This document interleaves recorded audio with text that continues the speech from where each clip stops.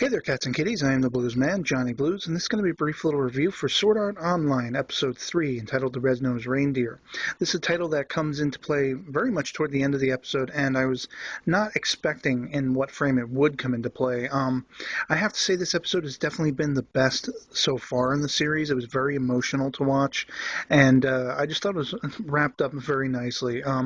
Essentially, we're still following Kirito, and he has reluctantly, I think, in some manner of speaking, joined a guild. This is because he saved this little guild's life. A group of players who, a guild is a group basically who gets together and try to work as a team effort.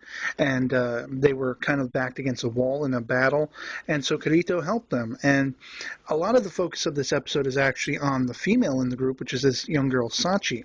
Now, she is like literally deathly afraid of dying within this game. She doesn't want to lose her life, as many players, if not all of them, in the game feel. And we see Kirito kind of become her protector in a way. And I think some of this is because maybe of his regret for having lost Diabel and other players, as well as turning down Klein, going back to the first episode when Klein asked him to join his guild.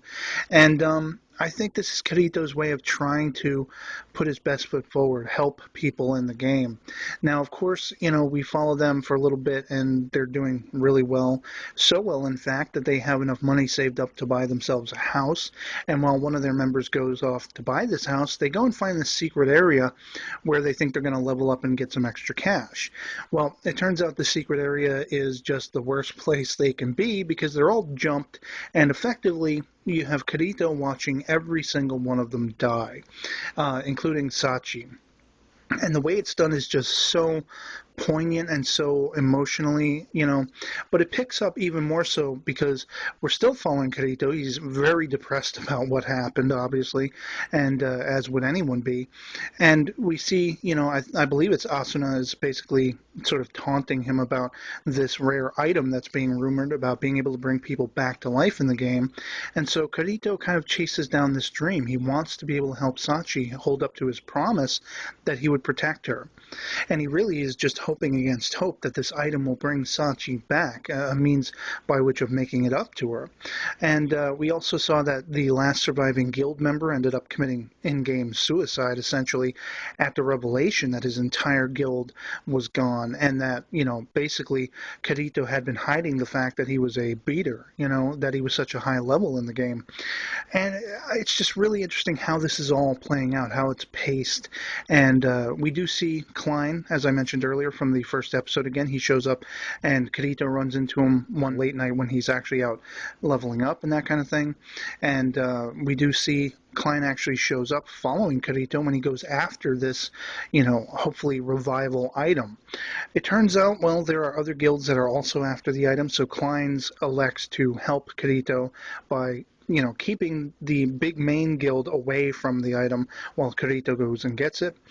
Kirito does succeed in getting it, and unfortunately it's, something that can only be used within the first 10 seconds of someone being killed in the game.